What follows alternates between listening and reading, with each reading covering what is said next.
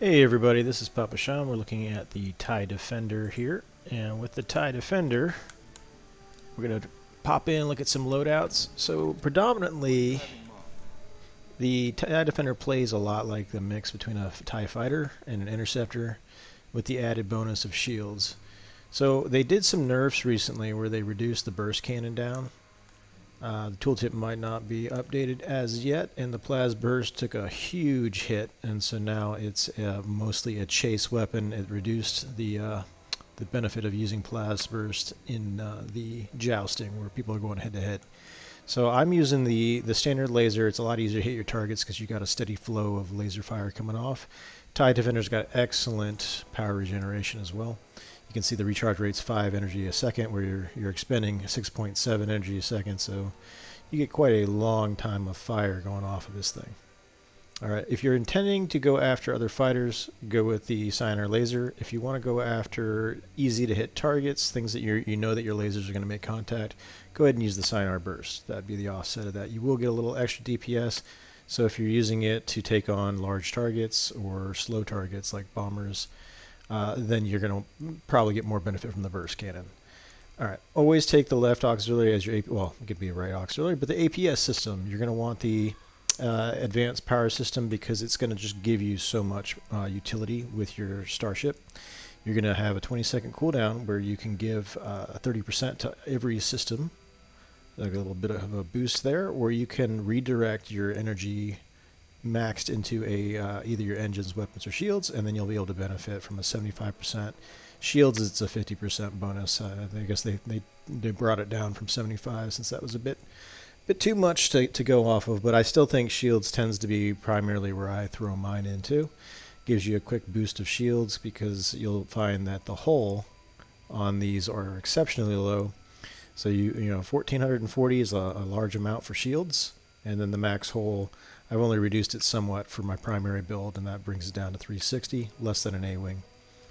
Alright, so max acceleration, you see I've got it at 179 and 53 with this build. So taking a look at the right auxiliary, I go with the concussion missile or the seeker mine. You can also go for the starfighter missiles, which is better for taking out the interceptors. So you can use those and get a cooldown of 4 seconds on that fire. The concussion missiles have a 2.3 seconds, so those are a good option as well. The difference is damage and homing. So a concussion missile, you'll be able to fire them quicker. You'll do more damage with them, but the homing is going to be a bit slow. They're also good to dumbfire, so if you're trying to just get some damage out, you can do 1,000 damage with a dumbfire. Fast targets, like an interceptor, you probably want to use the anti-starfighter missile. I also like the option for the Cyanide Seeker missile. This will turn you primarily into a laser firing starship because you're using your APS. You'll be dropping mines behind you and you'll be focusing on targets in front of you. I tend to run fast engines. If you're going to be weaving and things, probably I would say the Starfighter missile is going to be your best bet most of the time. Seeker Mine is if you got people that are going to be following you quite a bit. And these are easily countered as you see a mine that can be shot down. And also people can fly by them and hit their countermeasures and pretty much disrupt it. They only last for about 10 seconds as well. So you may not get a whole lot of benefit from them. I see an average of like 1 to 5 kills with Seeker Mine. If you could play in advanced players, you're going to be closer to that 1 kill mark. You just get lucky where somebody doesn't have countermeasures when they fly too close to your mine. But 900 damage is nothing to sneeze at. Alright, so with this, I would say the standard build would be Starfighter. I like to do concussion just to get a little extra damage, so that's why I'm running that on my primary. Chafe Particles. This will block incoming missiles for yourself as well as others, even cap ships. So I like to use this one. It's a 200-meter area of effect. When you pop it off, it's like a big cloud behind you.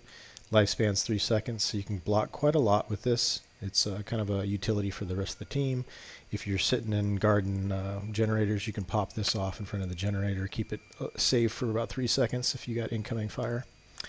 Hull dampener, I like this one for blocking out the hostile locks. It just increases the time by double. So you lose 10% of your hull, but Defender, you're not really worried about your hull so much anyway, so go ahead and use this one here for that. Fortified Deflector is what I use for shield. This is gives you a plus 20% max shield. It reduces the regeneration speed by 25%. But that's okay. If you're getting low on shields, you tend to pump your APS anyway, and that will just go over the top, throwing you a 50% shield bonus. Another nice option might be to do the plus 200 hostile locks. This way you're only taking damage from laser fire. You could also do primary if you're getting hit by laser fire quite a bit. You could do sign or ray shield. This will reduce incoming laser fire, but it will not block off that rockets and things like that, missiles, auxiliary damage. Finally, I like to take thrust. I know that you give up a lot in acceleration maneuverability, but I like the idea of going a lot faster. The other option for this might be to go with something like acceleration twin propulsion or just the standard engines.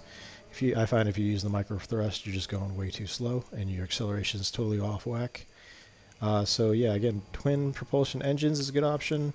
Standard ion engines, you give up a little maneuverability, but you'll be able to start and stop a lot faster with the propulsion. But my pick of choice would be the twin thrust engines. You'll end up going 169, I believe it is. Yep, 169, and that will enable you to get in and out when you need to. When you lose shields or get low shields, you want to back on off. Your life is very important in this game. You don't want to lose the morale, so stick with that. I do like to pick up an ion build as a secondary just to help, like if you like flying the same ship, sometimes I don't want to leave a TIE Defender in the match, so I'll end up picking up an ion TIE Defender build. With the ion cannon, you're able to take out the shields on the corvettes and the frigates as well. Maybe throw out some damage on the cap ship if you're flying around, but I would tend not to take this against the MC-75. I primarily use it against a quick knock out the corvette shields and then switch up ships, or I would knock out the frigate's shields and then go back and pick up a DPS build. But again, thrust engines. With this one, scrambler, because I'm just trying to get in and out, not take damage. Dampener hull, same thing, don't want to take missile fire, countermeasures. I picked up the right auxiliary ion missile just to add to that ion focus. But those are going to be my primary two defender builds that I will use going into battles. And I think there was one other one that was something of interest to look at. This one, again, looks to be mostly around that. So I picked up rockets as the trade-off here. Rockets have recently taken a pretty big nerf. I think they were pretty extensively used against cap ships, and they were doing a significant number of damage. So they brought them down from 100 to 60. Still very useful starfighter to starfighter damage, but not so much anymore as they were. All right, well, I hope this was helpful for you guys. Have a good one, and good hunting. I'll see you out there.